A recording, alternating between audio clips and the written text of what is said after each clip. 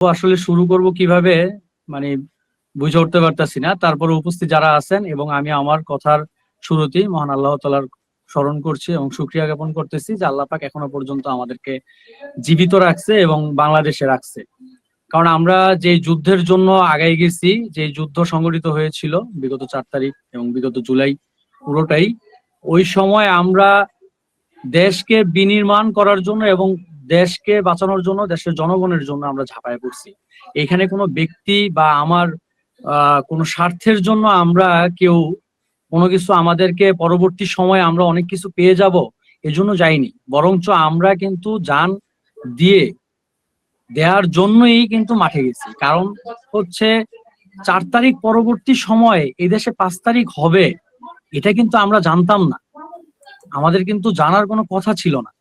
তো সেই জায়গা থেকে আমরা যে আমাদেরকে কার সামনে দাঁড় করিয়েছি, এই সময়ের মানে ফেরাউনের সামনে, মানে এই সময়ের কার ফেরাউন, ফ্যাসিস্ট বললেও ভুল হবে, যে ফেরাউন ওই সময়ে যেই কার্যক্রমগুলো চালাইছে একটা তার অভ্যন্তরীণ দেশের মধ্যে, শিক্ষা ব্যবস্থা, অর্থনীতি সবকিছু কুক্ষিগত করে তার নিজের মতো করে নিয়েছে।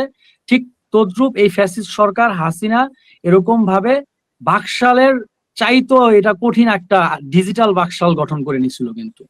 তো সেই জায়গা থেকে আল্লাহ পাক এই যে যাদের বিনিময়ে, শহীদদের বিনিময়ে, আহতদের বিনিময়ে আল্লাহ পাক যে আমাদেরকে যে এই ফেরাউন থেকে মুক্তি দিচ্ছে, তো সেইখানে আসলে আমরা যেইভাবে মানে যেটা মানে আমাদের পরবর্তী সময়ে এসে মানে সবকিছুরই কিন্তু একটা সাকসেস হওয়ার পরে কিন্তু সবারই একটা অ্যাচিভমেন্ট থাকে যে আল্লাহ পাক আমাদের সুস্থতা রাখছে। আমাকে একটা প্রশ্ন করা হয়েছিল যে ভাই আপনি এই যে আন্দোলনে গেলেন, আন্দোলন করলেন, আপনি কি পাইলেন? তো আল্লাহ পাক ওটা অন্তর থেকে একটা উত্তর দিচ্ছি আমি, এটা আল্লাহ পাক আমাকে দেওয়া হয়েছে যে ভাই আমি আত্মতৃপ্তি পাইছি, আমার নিজের জায়গা থেকে আমি আত্মতৃপ্তি পাইছি, এটাই আলহামদুলিল্লাহ বেশ ভালো। কিন্তু আমাদের সাথে যেই ভাইয়েরা শহীদ হইল তাদেরকে আল্লাহ পাক জান্নাতের সর্বোচ্চ উঁচা মাকাম দান করুক, এটাই আমাদের কাম্য।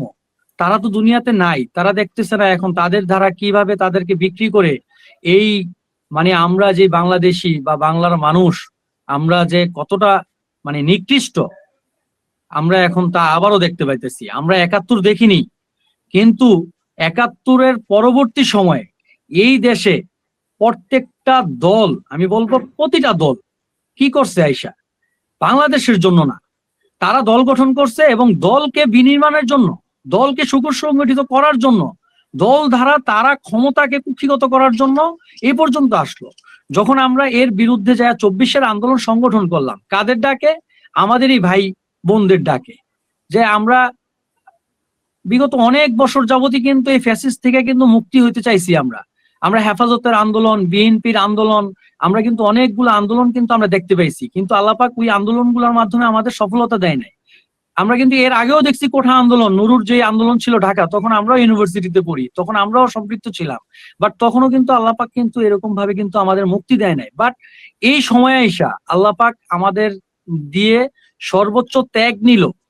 এই যে হাজারের উপরে শহীদ, হাজারের মানে 20,000-এর উপরে হচ্ছে আহত, এটা তো লিখিত 20,000-এর উপরে আহত রে ভাই, এর চেয়ে বেশি আহত আছে। অনেকে আসেই নাই, আহত লিস্টে নাম উঠায় নাই। তারা ভাবছে যে এই দেশে আসলে আমরাই এটা নিতে চাই নাই আর, যে আমি আল্লাহর জন্য, দেশের মানুষের জন্য যুদ্ধ করছি, নামছি, আমার আর কৃতিত্ব, আমি আমার আল্লাহর কাছ থেকে আমি প্রতিদান নিব, আমি আখেরাতে প্রতিদান নিব, আমি আল্লাহকে বিশ্বাস করি, আমি আল্লাহর কাছ থেকে নিব, এই দেশ আর এই দেশের মানুষ কিছু দিবে না। তো 71-এর পরবর্তী সময় যেমন দলগুলো এরকম করছে, দল গঠন করে মুক্তিযোদ্ধাকে যেমন আওয়ামী লীগ কুক্ষিগত করছে, আমরা এখন কি দেখতে পাইতেছি? এনসিপি। কিসের এনসিপি? তোমরা কেন দল গঠন করতে গেলা? কেন তোমাদের দল গঠন করতে হবে? তোমরা কি দল ছাড়া কি এই দেশের মানুষের সমর্থন পাও নাই যে এখন দল করে তোমাদের সমর্থন নিয়ে এমপি হতে হবে? এখন তারা দেশ সেবা করবে, এখন তারা তাহলে না, দেশ সেবা কি শুধু এমপি হলেই দেশ সেবা করতে হবে? তাহলে ভাই আমরাও এমপি হই, আমাদেরকে তোমরা এমপি বানাও, আমাদের শহীদ পরিবারের কাছ থেকে সংরক্ষিত আসনে মহিলাদেরকে এমপি বানানো হোক, সংরক্ষিত আসনে আমাদেরকে পোস্ট পজিশন দেওয়া হোক। এই বিষয়ে তো কেউ কোনো কথা বলতেছে না। এই বিষয়ে তো কেউ কোনো ধরনের কোনো কার্যক্রম আমরা তো দেখতে পাইলাম না। আর আমার আলোচকবৃন্দ যারা আছেন তারা অনেক মূল্যবান কথা বলছেন যে আমরা এই সরকারের কাছ থেকে মূলত কি পাইলাম। আমরা সরকারের কাছ থেকে শুধু দেখতেই পাইলাম যে আমাদের কিছু সংখ্যক ভাই বেরাদার যারা আছে এই দিক নির্দেশনা, এখন এরাই সমন্বয়ক, এরাই সবকিছু। আরে ভাই, তোমরা তো ঢাকাতে সংগঠিত করছো, পুরো বাংলাদেশ ব্যাপী আন্দোলনগুলো কারা করছে? তাদেরকে তোমরা কিভাবে মূল্যায়ন করছো? আমরা জেলা ভিত্তিক কি পাইছি? আমাদেরকে কি দিয়ে ফেলছে?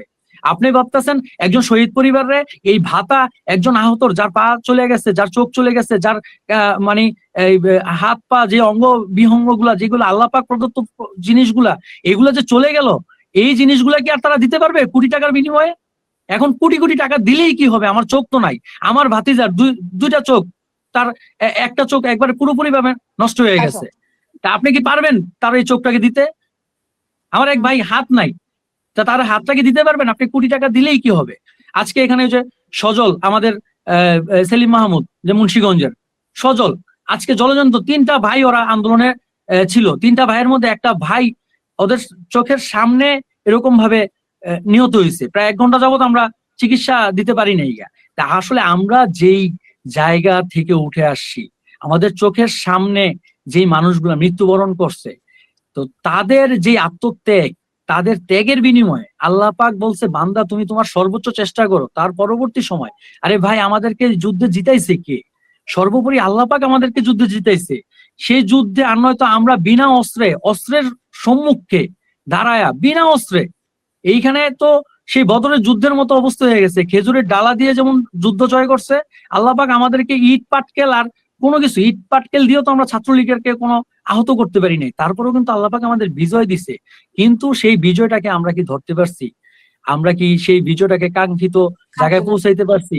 আমরা যাদের কাছ থেকে আমরা সর্বোচ্চ আশা করেছিলাম, ছাত্র সমাজ থেকে, এই এখন যারা বলেন এই মানে এনসিপি যারা গঠন করলো, তাদের এনসিপি কি কারণে গঠন করা প্রয়োজন ছিল? তারা এনসিপি গঠন করে এখন কি করতেছে?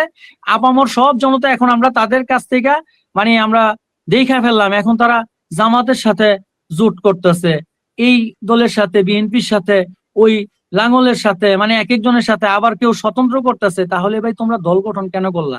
এমনিতেই থাকতা, আমাদের নিয়ে থাকতা, আমরাই সবাই প্রেসার ক্রিয়েট করে আমরা যার যার অবস্থান থেকে আমাদের অবস্থানটা ধরে রাখতে পারতাম রে ভাই।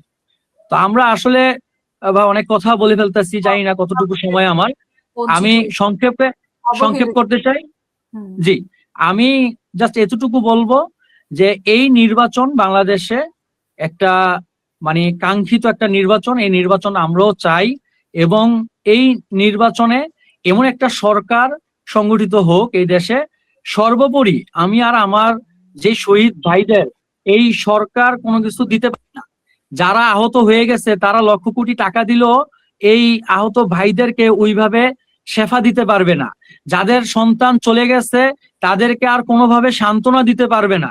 কিন্তু আমরা একটা জিনিস কাম্য করতে পারি, সেটা হচ্ছে যে সামগ্রিকভাবে যদি আমাদের দেশ ভালো হয়ে যায়, আমাদের দেশ যেই জন্য আমরা এই যুদ্ধে নামছি, সেই জিনিসটা যদি আমি পেয়ে যাই, তাহলে মনে হয় সবচেয়ে ভালো হয়। কারণ আমরা এই নির্বাচনের মাধ্যমে এরকম একটা সরকার গঠন, এবং সর্বোপরি হচ্ছে গণভোটে হা ভোটের মাধ্যমে আমরা যে সংস্কারগুলো দেখতে পাচ্ছি, সেই জিনিসটা যদি জয়যুক্ত হয়, তাহলে আমরা শহীদ পরিবার, আমরা আহত যোদ্ধা, জুলাই যোদ্ধা, যারা সম্মুখ সারির যোদ্ধা, যারা আহত হয়েছি, তারা সবাই অন্তত একটা জিনিস হবে, আজকে হাদি চলে গেছে দুনিয়া ছেড়ে, এটা কার গাফলতি?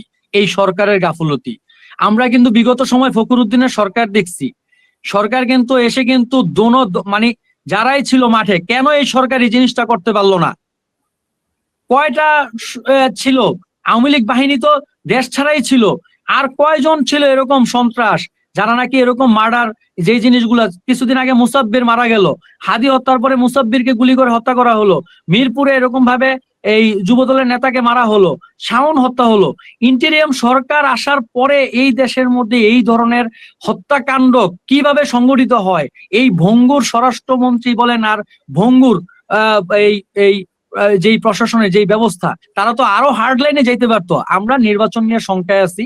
পার্সোনালি আমি আমার অবজারভেশনের জায়গা থেকে বলবো, নির্বাচন কি আদৌ সে যেই পরিমাণ সুষ্ঠু বা যেইভাবে হওয়া দরকার, সরকার, আমি বলবো যে মানুষ আমরা আমাদের জায়গা থেকে আমরা এখনো দেশের জন্য ভোট কেন্দ্র আমরাই আমাদের জায়গা থেকে যেভাবে ভালোভাবে ভোট দেওয়া যায় সেই ব্যবস্থা আমরা নেওয়ার চেষ্টা করব। বাট এটা তো সর্বোপরি হচ্ছে প্রশাসনের কাজ, কিন্তু আমরা আমাদের লোকাল এরিয়াগুলোতে দেখতে পাইতেছি যে এখনো প্রশাসনের সেই অবস্থানটা আমরা উপলব্ধি করতে পারতেছি না। আজকে নির্বাচনের তফসিল ঘোষণা হয়ে গেছে, তফসিল ঘোষণার পরে বিগত সময় আমরা নির্বাচনগুলোতে দেখতে পাইছি কি যে পুরাই থমথমে একটা পরিবেশ থাকতো, কিন্তু এখনো আমরা বিভিন্ন জায়গায় বিভিন্ন স্থানে দেখতেছি শোডাউন এই সেই, মানে সন্ধ্যার পরে এই মৃত্যু এখনো হচ্ছে।